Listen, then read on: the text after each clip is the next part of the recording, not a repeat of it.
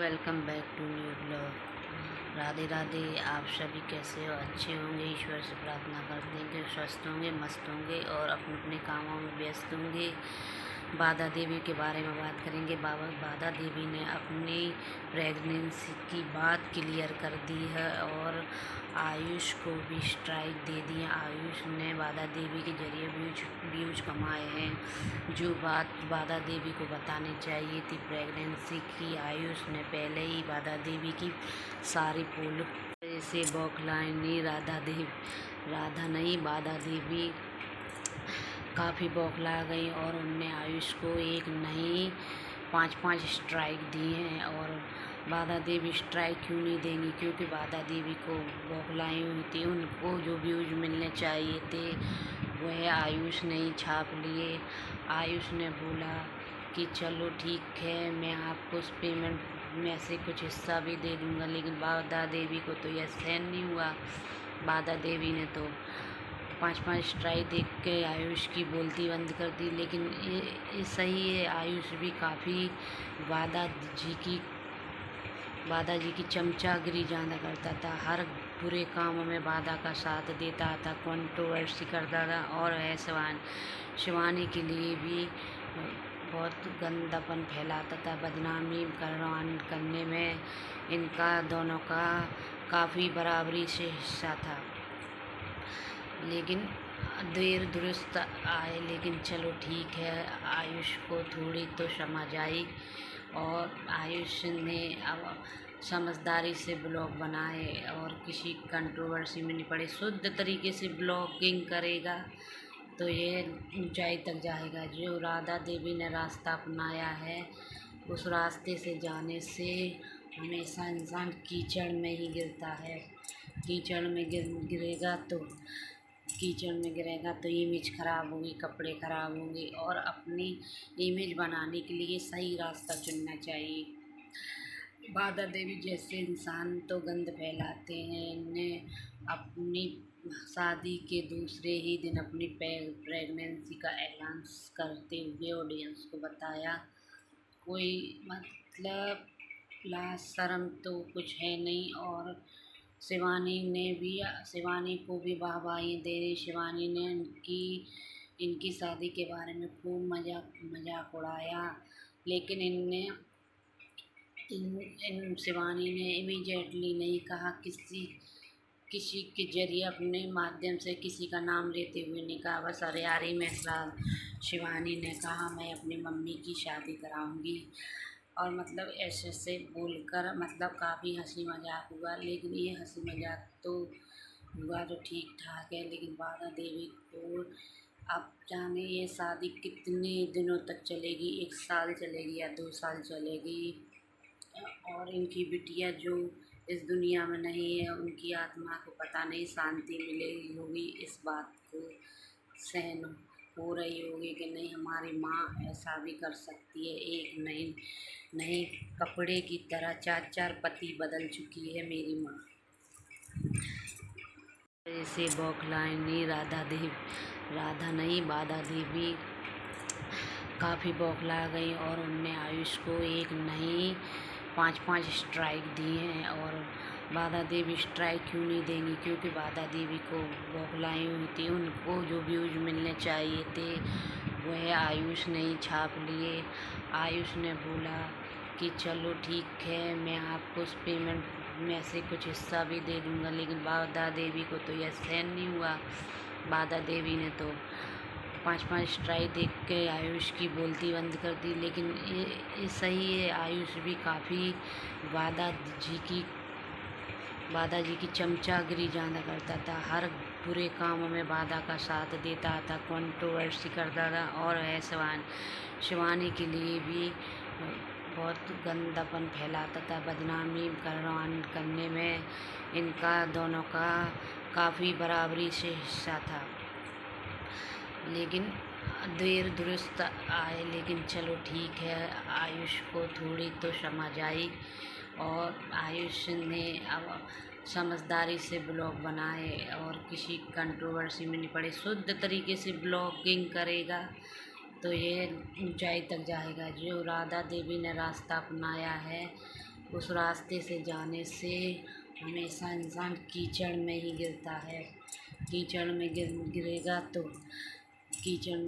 तो इमेज ख़राब होगी, कपड़े ख़राब होंगे, और अपनी इमेज बनाने के लिए सही रास्ता चुनना चाहिए। बाधा देवी जैसे इंसान तो गंद फैलाते हैं। इन्हें अपनी शादी के दूसरे ही दिन अपनी प्रेगनेंसी का ऐलान करते हुए ऑडियंस को बताया। कोई मतलब लाज शर्म तो कुछ है नहीं। और शिवानी को भी वाहवाही दे रही। शिवानी ने इनकी शादी के बारे में खूब मजाक उड़ाया, लेकिन शिवानी ने इमीडिएटली नहीं कहा। किसी के जरिए अपने माध्यम से किसी का नाम लेते हुए नहीं कहा। बस अरियारी में शिवानी ने कहा मैं अपनी मम्मी की शादी कराऊंगी, और मतलब ऐसे ऐसे बोलकर मतलब काफ़ी हंसी मजाक हुआ। लेकिन ये हंसी मजाक तो हुआ तो ठीक ठाक है, लेकिन बाधा देवी को अब जाने ये शादी कितने दिनों तक चलेगी, 1 साल चलेगी या 2 साल चलेगी। और इनकी बिटिया जो इस दुनिया में नहीं है, उनकी आत्मा को पता नहीं शांति मिलेगी होगी, इस बात को सहन हो रही होगी कि नहीं हमारी माँ ऐसा भी कर सकती है। एक नई कपड़े की तरह 4-4 पति बदल चुकी है मेरी माँ। अरियारी में जितने भी यूट्यूबर हैं वो गंद फैलाने में लगे हुए हैं। जी हमारी पिंकी जी जो बाधा जी के ब्लॉग में आती हैं और अब सफाई पेश करते हुए अपनी बात रखती हैं कि नहीं हम तो बाधा जी के मोहल्ले पड़ोसियों के नाते बाधा देवी के पास जाते थे, पर ऐसा नहीं है मोहतरमा, आप भी बराबर की भागीदारी हैं उनके पाप में। चलो शादी करनी थी तो इतना झमेला करके क्यों नहीं, सारे व्यूज बटोरने के लिए गए, लेकिन बाधा को कोई व्यूज ढंग के मिले हो तो बात करें। बाधा के व्यूज तो हर किसी ने, अगल बगल वालों ने, यूट्यूबर ने छापे हैं। बाधा को ऐसा नहीं करना चाहिए। बाधा जी को रजिस्टर शादी मैरिज करनी चाहिए थी। फिर अपनी घर गृहस्थी के बारे में बताते हुए अपना ब्लॉगिंग डालती रहती और पूरे सच्चाई ईमानदारी के साथ ब्लॉग डालती तो बाधा देवी के ब्लॉग काफ़ी चलते और ऑडियंस को भी इन पर भरोसा नहीं होता। लेकिन ये हर बार इनकी वीडियो में हमेशा ब्लॉग में ये मतलब झूठ परोसती रहती हैं, झूठ परोसती हैं और मतलब झूठ। ऐसा नहीं, ऑडियंस पागल नहीं है, इनकी हर बारीकियों को ऑडियंस देखती। इनने पहले भी बता चुकी है कि मेरी कुछ दिक्कत होने के कारण मैंने अपनी पेट का ऑपरेशन करवाया था, जो न्यूट्रल्स कहते हैं, वो बच्चादानी निकल चुकी है। फिर भी ये प्रेगनेंसी का बाथरूम में जाकर दिखाते हुए सबको बेवकूफ़ बनाते हुए, वो तो रब बाधा जी को पता होगा कि वो प्रेग्नेंट है कि नहीं। आने वाले कुछ समय में बाधा की सच्चाई खुद ब खुद सामने आ जाएगी। बच्चा होगा तो आएगा, नहीं होगा तो नहीं आएगा। ये आगे इतनी गिर भी सकती है कि पता नहीं कुछ भी कर सकती हैं, मतलब कुछ भी कर सकती हैं। बच्चा ना हुआ तो ऑडियंस को फिर बेवकूफ़ बना देंगी। लेकिन अरियारी में अभिषेक शिवानी के बारे में भी कुछ ऐसा बोलती है ऑडियंस, लेकिन ये शिवानी ने कभी भी अपने मुंह से हाँ, इस बात से मुझे कुछ याद आया है। शिवानी और अभिषेक की दोस्ती काफ़ी अच्छी है और दोस्ती बरकरार रहे। और इसी बात से वीडियो आगे बढ़ाते हुए शिवानी ने अपडेट दी थी कि अभिषेक की भाभी के यहाँ बेटी हुई है, बधाई हो, कांग्रेचुलेशन। सब की तरफ से, हमारे परिवार की तरफ से शिवानी के परिवार और अभिषेक के परिवार को बधाई हो। ऐसे ही खुशियाँ मिलती रहें और अच्छा ऑडियंस को सब ऐसा ही अच्छा बताते हुए ब्लॉगिंग करते रहें। और जब तक अभिषेक शिवानी के साथ है, शिवानी की हर एक वीडियो परफॉर्मेंस बेस्ट रहेगी और हरियारी में सब शिवानी जैसा कोई बन नहीं सकता है। बाधा देवी राधा देवी के बारे में क्या बात करें। चलो खैर इनकी बात तो छोड़ते हैं, अब करते हैं बात हम अपनी सोनम जी की। कुछ दिनों से काफ़ी तबीयत ख़राब है। सोनम जी घूम घाम कर आती हैं और फिर इनकी अच्छी खासी ब्लॉगिंग चलती है। रोज़ खाने पीने से बच्चों को सब कुछ अच्छा दे रही हैं, लेकिन बाज़ार घूमने के नाम पर ये कम से कम दो तीन बार घर से बाहर निकल कर ब्लॉगिंग शूट करती हैं। हाँ, ऑडियंस को ये सब पसंद है, बाज़ार में की चीज़ें देखना और बाहर जाके ब्लॉगिंग करना, ये सब ऑडियंस पसंद करती हैं। रोज़ खाना पीना ऑडियंस को काफ़ी हद तक पसंद नहीं आएगा, इसलिए सोनम भी अपना काम बखूबी निभा रही हैं और बच्चों पर भी ध्यान दे रही हैं। अब सोनम की तबीयत ऐसे ही ब्लॉगिंग में थंबनेल डालकर और चेहरा ऐसा मुरझाया लेकर ब्लॉगिंग रहती हैं और आगे बढ़ते हुए वीडियो में बताती हैं हमारी हरियाली वाली भाभी, गुटका वाली भाभी, जो अपना कंटेंट बनाती हैं कि मुझे धमकी भरे कॉल आ रहे हैं, जो इनकी बिटिया में आ रहे हैं। इनकी बिटिया है ना, हमेशा अपना नंबर कमेंट में बताती रहती हैं। कमेंट में बताएंगी तो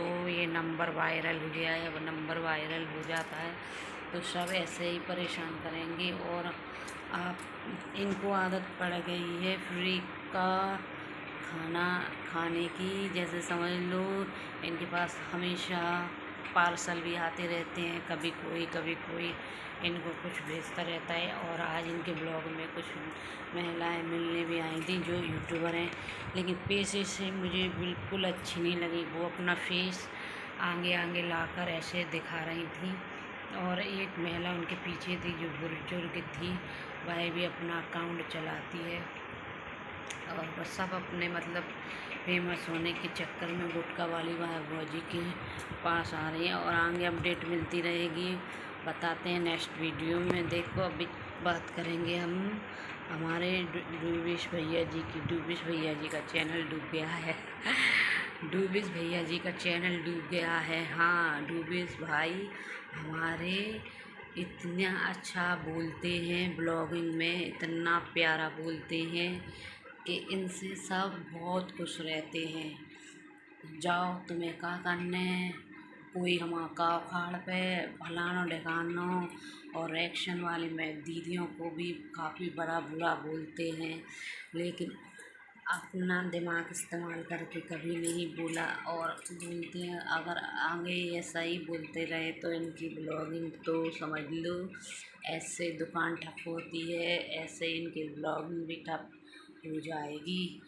डूबेश ने अगर सही का साथ नहीं दिया तो अब बादा जी की भी पोल है खोलेंगे। बताते हैं कि बादा जी ने जो कांड किए, अब मैं धीरे धीरे अपने ब्लॉगिंग के ज़रिए बादा जी की सारे कारनामे ब्लॉगिंग के ज़रिए बताते रहेंगे, अपडेट देते रहेंगे कि बादा जी के जीवन में क्या चला क्या नहीं चला, किससे दुश्मनी है किससे नहीं है और किससे कंट्रोवर्सी करनी है।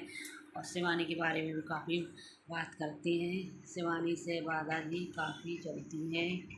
बादा जी के चैनल भी डिलीट हो चुके थे काफ़ी दिन पहले, और शिवानी जब चप्पल वाली वीडियो से वायरल हुई थी तब भी इनकी काफ़ी शिवानी से लोग झोंक और यहाँ तक सोशल मीडिया पर ये वायरल भी हुई थी।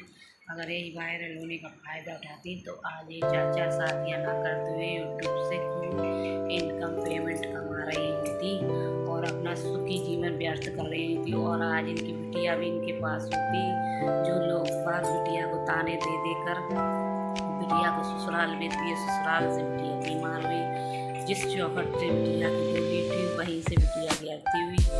ऐसा भगवान ईश्वर के साथ होता, ईश्वर किसी के साथ न करे। और बाबा जी की बिटिया की आत्मा को हमेशा शांति दे। सॉरी मैं बात भूल रही हूँ। आगे वीडियो को लाइक शेयर कमेंट जरूर करना और हाई जरूर करना। मेरी वीडियो को जल्दी से अपनी वीडियो में मोबाइल में कुछ भी तबीयत खराब है और मोबाइल का स्पीकर खराब होने के कारण मैं वीडियो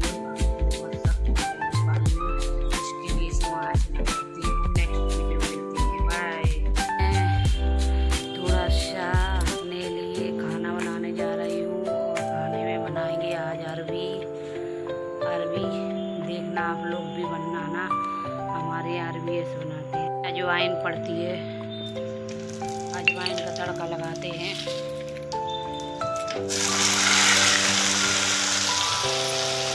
कितनी जोरों शोरों से लगा के जाए।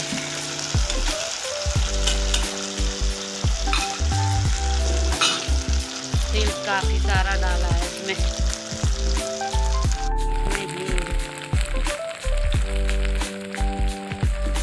ये मसाले डलेंगे इसमें, और ये भी थोड़ी फ्राई हो जाए। उसके बाद इसको अभी तो थोड़ा लाल करेंगे। ये देखो मसाला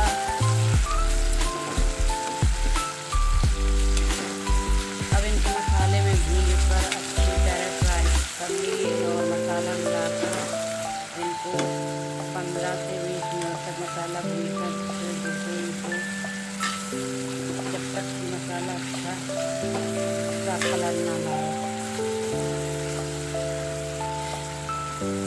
कैसा लगा बनाने का तरीका?